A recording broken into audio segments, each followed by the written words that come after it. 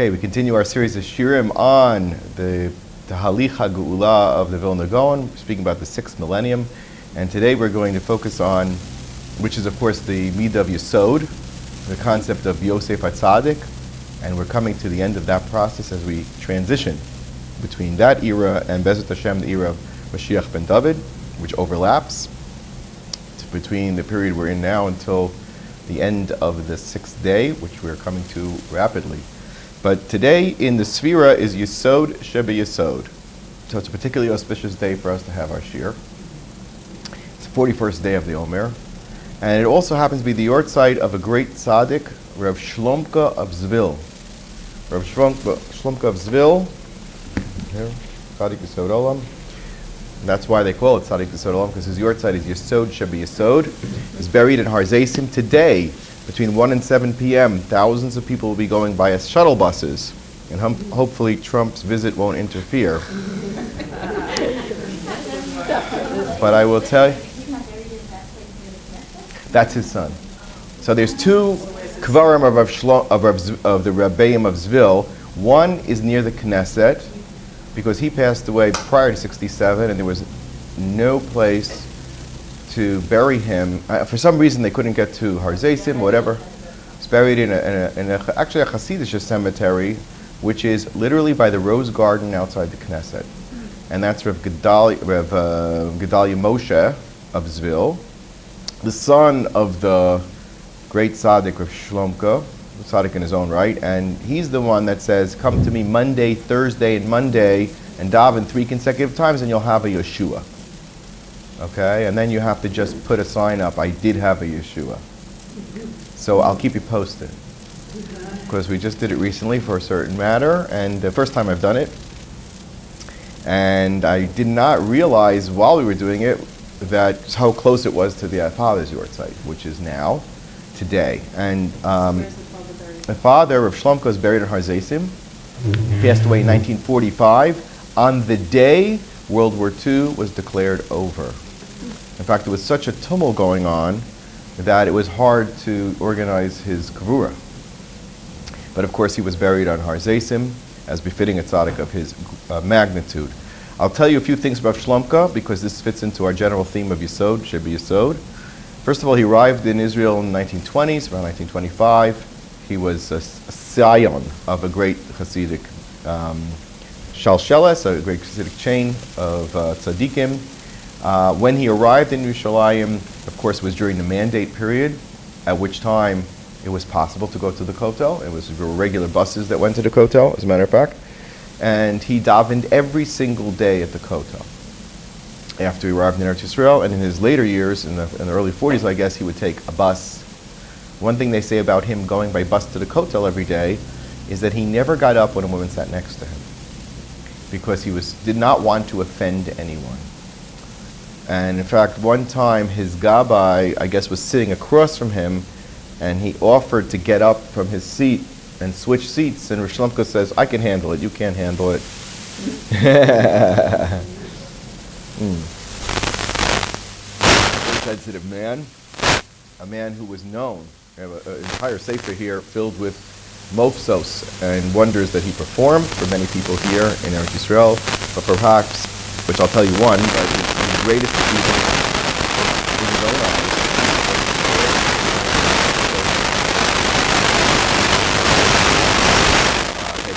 was the one of the great leaders of Yerushalayim's and just Jewish community in general, that went to daven of the Orach Chaim HaKadosh, which is also, we're going to hear from him later, on Har Zeisim on July 15th with 2 Tammuz, 1942, when literally it looked inevitable that Rommel would pummel his way through the flimsy British defenses, and for them any defense line was flimsy. And as we've mentioned, the Mufti and Hitler had already worked out with their henchmen a plan to exterminate quickly, probably in the course of a couple months or less, the entire Jewish population of Eretz Yisrael. And this is what dedicated from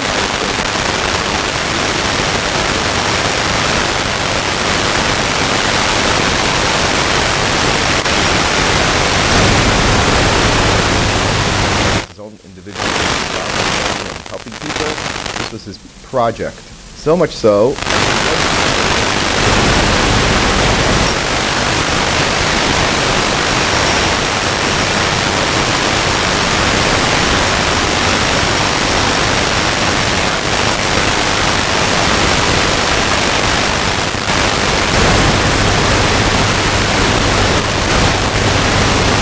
And his Hasidim came running to him because they knew how focused he was, and he wouldn't allow anybody to say any news in front of him that it was coming. It's not. He would say, "You don't say it. It's not happening," and that's all.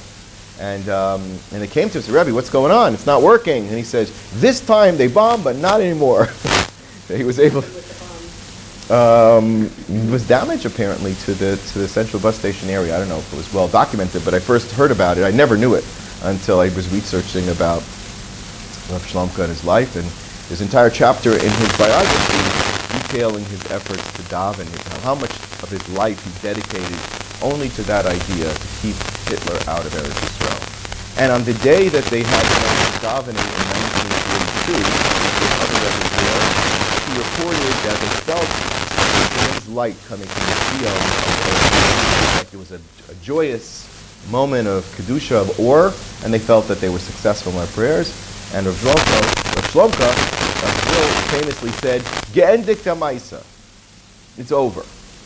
Hitler's done. He won't be coming. And he pronounced that in the summer of 42 when it was certainly not a done deal. And Baruch Hashem, and he died the day that the Nazis were defeated, as if he did his shlichus. Ironically, Trump is arriving today, implementing. He's here with a mission to restart the peace process, which is nothing that we imagined him to be wanting to do. And it's an extremely dangerous time for Am Yisrael. And our own people are unfortunately on board with him and guiding him in a very, very negative way. It's a terrible, tragic thing. We'll speak about the concept of Erev Rav maybe next week if we don't get to it this week. There are 5 types of Erev Rav, and some of them are Jews who actually lead the Jewish people towards destruction, Kurban. And they are called Amalekim. They share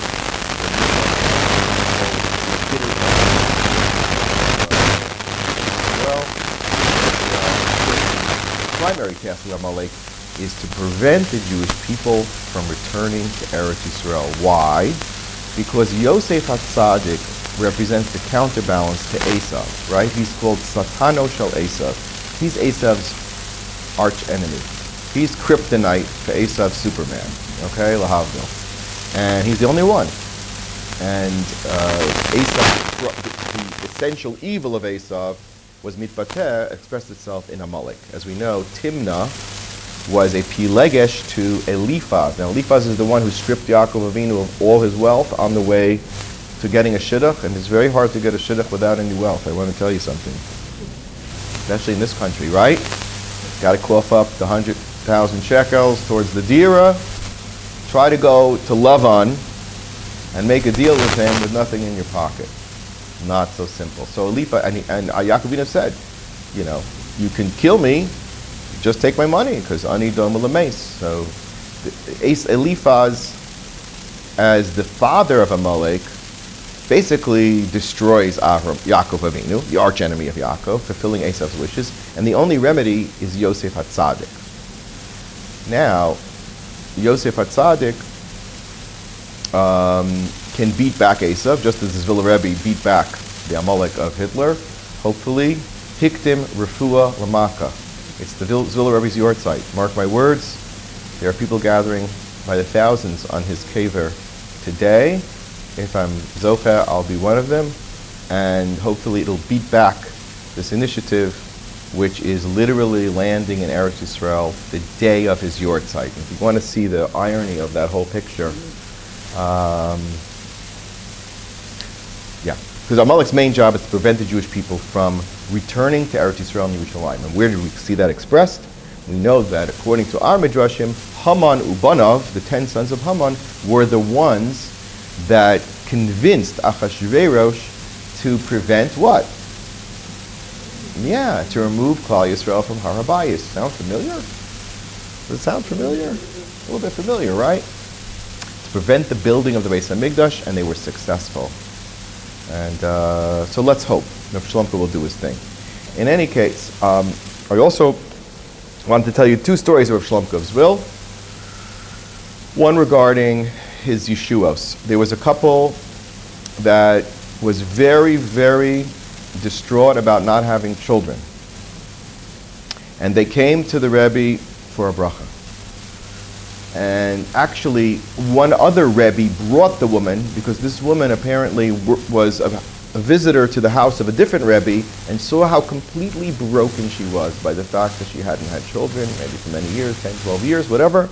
And he said, this woman is completely broken, please give her a bracha. Finally, he did give her a bracha. And one of the things that he said to her was, the bris might not be on the 8th day. It could be that you shouldn't make the bris on the 8th day. Now, that's an outrageous thing. And the husband of this wife was a Litvak on top of it. So go try to tell him that the Vilna Rebbe said not to do the bris on the 8th day. Can you imagine such a thing? And the husband, was respectful, and the question ended up in the lap of Reb Tzvi Pesach Frank, Rabbi of Yerushalayim. I mean, you skip the 8th day. Whoever heard of such a thing? And they said, what did the doctors say? And the doctors all checked out the child and said, he's perfectly healthy. There's absolutely no reason al pi halacha to postpone the bris. What did Reb Tzvi Pesach Frank say, which shows you the esteem he held? He said, probably in Yiddish, if Reb Shlomka said it, yesh bazeh mashu. Yesh bazeh mashu. And the mother would have none of it. She waited too long for this child. She was absolutely not going to allow this child to have a bris on the 8th day. Well, it turns out, as the 8th day progressed, the child got sick and had apparently a stomach obstruction of some kind that was life-threatening. They performed a surgery on the baby, and the baby lived. And the doctor said, had he had a bris milah in the morning, they definitely would have been unable to perform the surgery in the afternoon.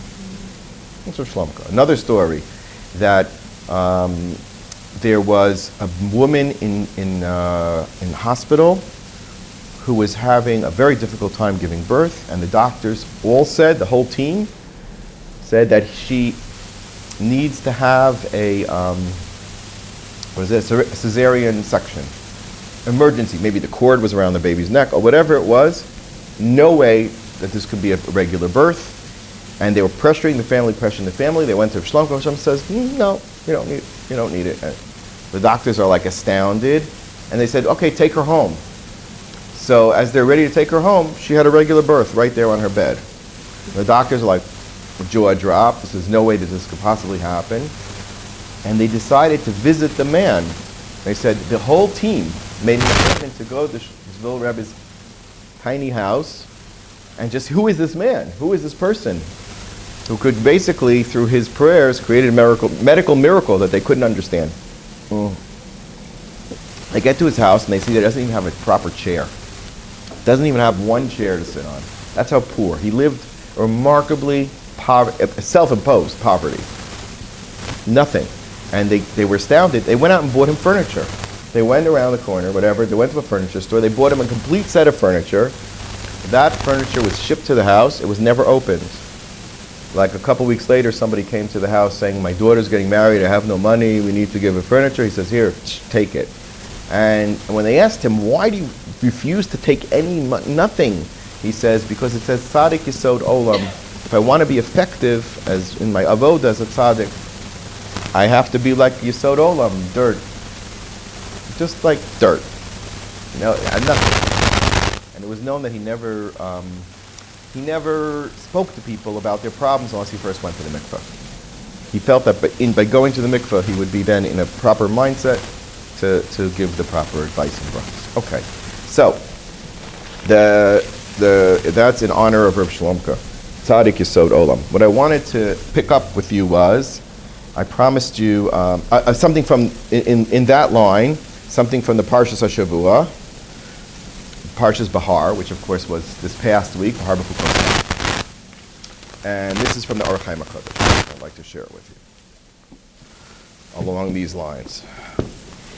So the Or Chaim HaKadosh writes in the beginning of Parshas Bahar, an interesting point, an interesting question. Usually the Or Chaim will pick up on any double language in a pasuk. If there's an extraneous word, he will usually be medayik it. Okay. One more Bahar. So he notes as follows at the very beginning of the parsha. It says, Bahar Sinai, Tzarech Ladas, Lama Hiskir Har Sinai Mitzazu, like Rashi asks, what does that have to do with Har Sinai? What does Shemitah and Har Sinai have intrinsically connected? And they said, to teach us, Chazal said, in the Torah's Kohanim, Shekol Mitzvah Shenemru B'Klal Seim Partoseim B'Sinai. Every mitzvah was given in full detail on Har Sinai. However, we still have to understand why this mitzvah was the prototypical mitzvah where that was taught. Yes, every mitzvah was given to but why is this mitzvah that's the example? So he says as follows: V'ulai yesh litzad shehizkir matnas haaretz, because the pasuk continues, Asher ani nosein. I'm giving you this mitzvah, what you'll perform in the land of Israel, Asher ani nosein. Now nosein is what tense? Past or present? Present. I'm giving. So he says, what's that all about? Why does the mitzvah of Shemitah, is it described to us in the context of the gift, of the giving of Eretz Yisrael? Just say that when you get to Eretz Yisrael, you'll perform this mitzvah in Eretz Yisrael. Why does it say Asher ani notein in the formal aspect of giving? So he presents two concepts. One, and it's actually a tremendous chiddush. He says, he quotes the Rambam.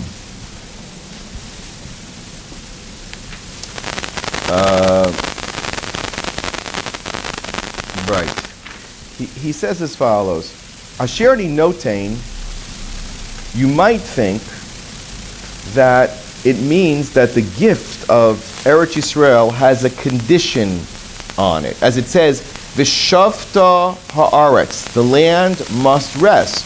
So Asher ani nosein, the land that I'm giving you, seems to have a condition attached to it. And what is that condition? Shemitah. In other words, if you observe Shemitah, you'll have Eretz Yisrael. If you don't observe Shemitah, you won't have Eretz Yisrael.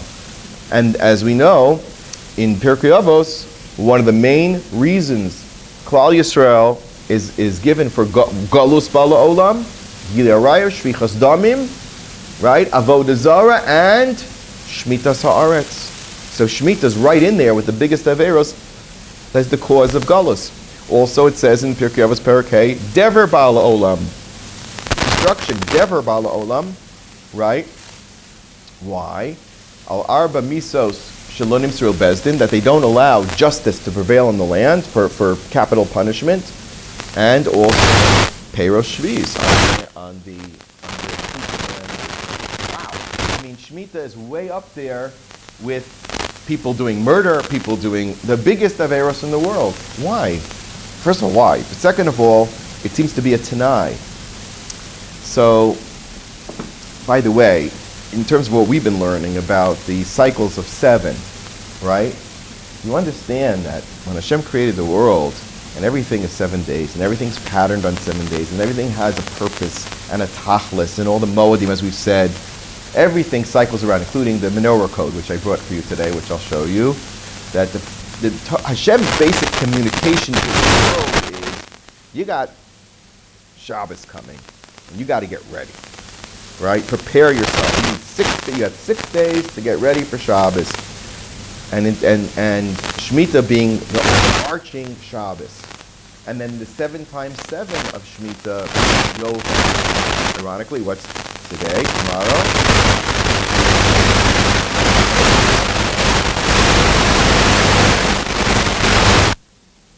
So it is a Yovel. It's an end of an era, hopefully a new era, which will take us even higher. Bezrat Hashem. But since everything is constructed around Shabbos and Shemitah, you could kind of understand that if you're going to be in Eretz Yisrael and not observe Shemitah, boy, did you not get the point. So this is a tremendous chiddush based on what we've been saying. It's saying, you're clueless. You have no idea. If you don't understand the principle of Shabbos, if you don't understand what Hashem wants you to do, right? And what the Kedusha cycle of Shabbos is, and how it gives us a chance to concretize Hashem's presence in the world, why are you here?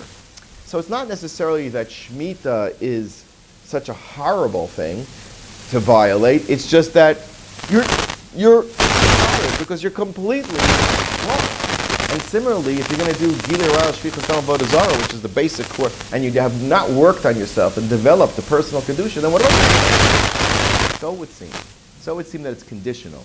But the Aruch HaKodesh says a tremendous thing.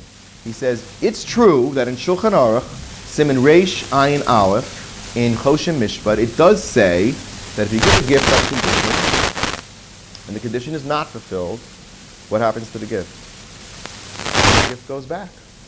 The gift goes back. So what do you want to say? Hashem gave Eretz Yisrael and he's going to take it back. That's a horrible thought.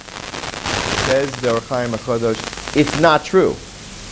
It's not a tanai, it's not a condition, it's a shiur. It's a leftover piece. Meaning, Hashem gave us a gift and said, you can have this for 6 days, but it's mine on the 7th day. So we're partners with Hashem. Now you run the business for 6 days, for 6 years, but on the 7th year, I'm in charge. And it's Hashem's maintaining ownership of Eretz Yisrael.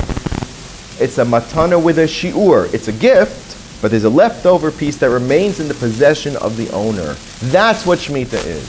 The 7th year belongs to Hashem. Shabbos Lashem. And what that means, he says, is incredible. The Rav says, if you have like a business where you can say, okay, you're running the factory for 6 days, you take all the profits on the 6th day. I'm running the factory the other day, and that's my day. I'm going to do what I want with the factory. That's my business. I want to shut it down, I'll shut it down. My business. What if the guy runs the factory all 7 days and doesn't listen to the other owner? They would come before a court, and what would the court say? Hey, you owe this guy days. So, for example, if he's been doing it for a year,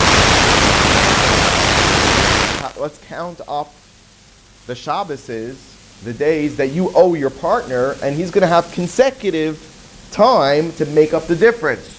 That's what it means. Az tirtza aretz eshab soseha. We were exiled not because Hashem was taking Eretz Yisrael away from us, says the Aruch HaKodesh, but because Hashem was owed time to be alone with Eretz Yisrael, to rejuvenate it. Because, as Rav Kook teaches, by the way, very often, the Eretz Yisrael is not a land like other lands. It's on a higher level of animation, let's put it that way. I mentioned that, the time of the Geula, we're all going to get upgraded. You know what an upgrade means? What are the 4 levels? What do we say, according to the Maharal, according to, there are 5 levels, Ramchal, 5 levels of reality, right? There's Domem, Tzomeach, Chai, Midaber. What's the highest level? Yisroel. What does that mean? That means that there's minerals. We know what minerals do.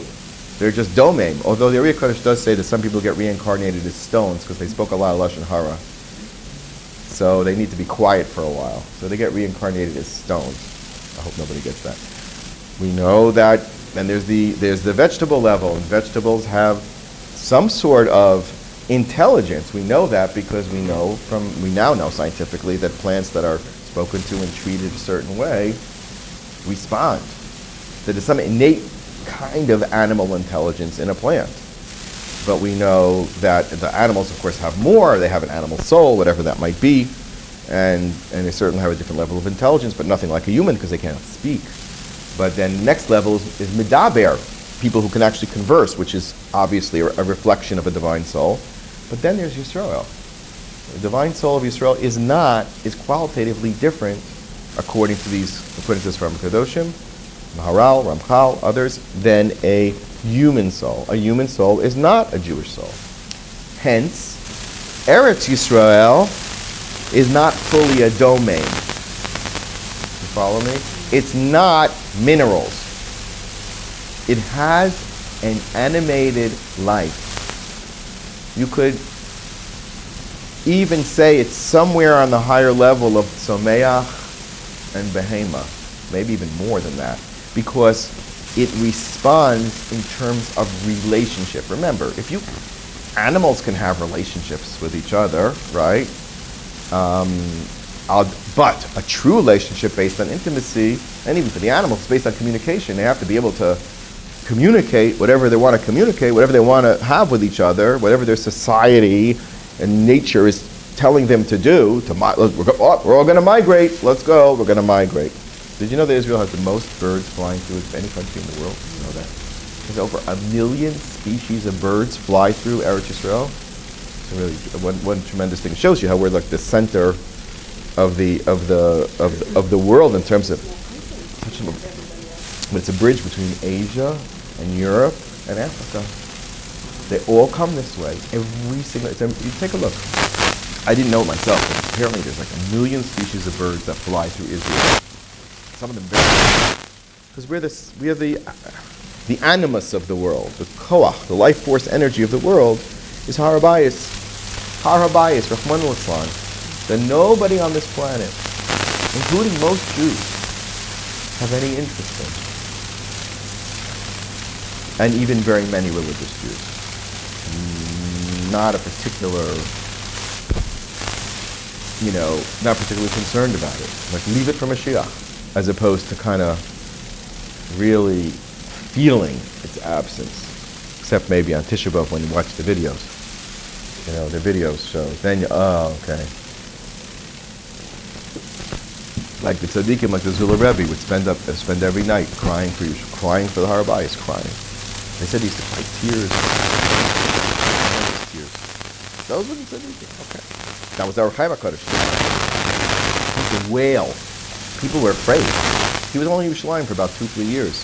In the middle of the night, you hear like shrieks of crying in pain. It was the Chaim HaKadosh crying for Har HaBayis. Okay, but in any case, Eretz Yisrael has an animus to it.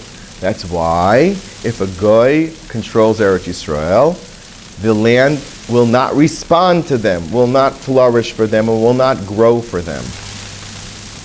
Which is why you can try to give them all kinds of nice things in Gaza, this and that, but ultimately it's on life support. What does that mean? You'll pump money into it, it'll keep it alive, but it has no intrinsic bracha. It has no intrinsic bracha. Okay, so now we understand the concept that Eretz Yisrael is not a matana with a tanai, but rather it is a matana with a shiur, shin, yud. Hashem retains a portion of Eretz Yisrael for himself and shares with us the rest. So we're really a partner with Hashem. When we build in Eretz Yisrael, not ours, Eretz Yisrael is ours. No, it's not. It isn't. I mean, the real boss is Hashem. This is His land, and He's letting you share with Him. And that's really our that's the word from Rachaim. Okay. What I also promised to share with you along those lines was in the theme of Shemitah and Sevens, we mentioned last time about Rav Michael Ber Weissmandel, right, who revealed to us the first numeric codes of the Torah in terms of counting letters and revealing inner messages from the. So one of the things that he revealed was known as the menorah code. Now the menorah code is a pattern as follows. I always have trouble finding it. Maybe you could leaf through it until you see a menorah. I'm sorry, I never can find it. But it's a big menorah. Yeah. And this is how it works. I'll describe it to you. What he discovered was that from the Tuf of Bereshis. Now we know, and I mentioned this from the Vilna Gaon, that the entire Torah, and everything that exists on the planet, the Gaon says in Sifra D'Tzniusa, his comment on the Zohar, and the end of Parshas Truma, Everything is encoded into the Torah. Everything, every human being, every plant, every animal, anything that was and that will be is encoded in the Torah, which is kind of what gives the Torah codes legitimizes them.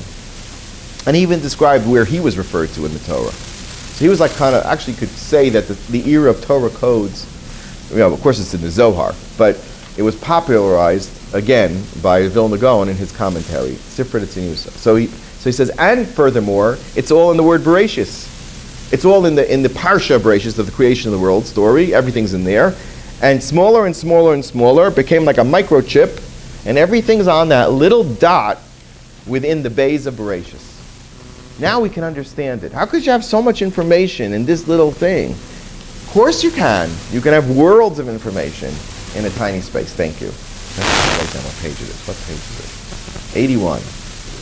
Okay, here it is. So this is the menorah code.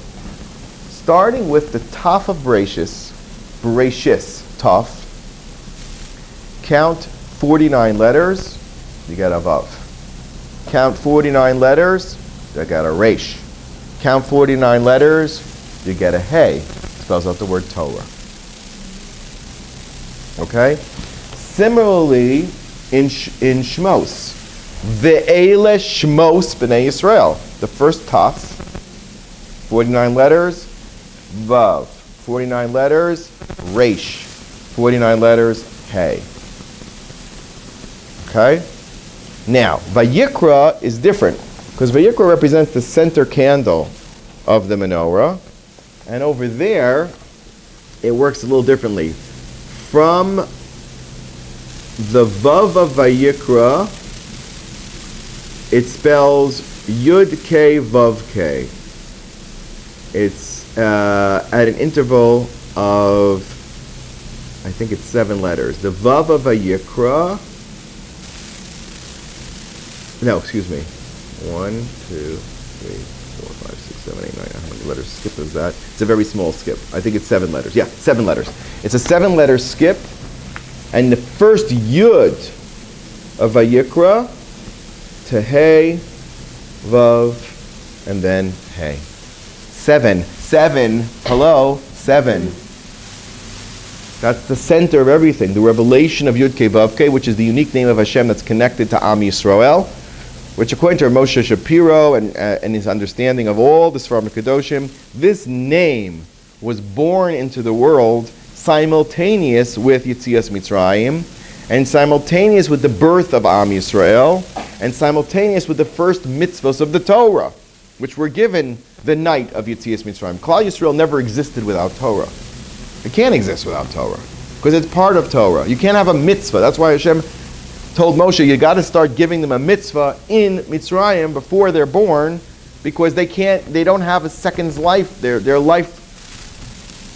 This is a theme of the Maharal, by the way, who we're going to study next. The Maharal teaches that literally what keeps the Jewish people alive is the Torah. It's not like there's the Jewish people and they may keep Torah mitzvahs and they may not keep Torah mitzvahs. We have no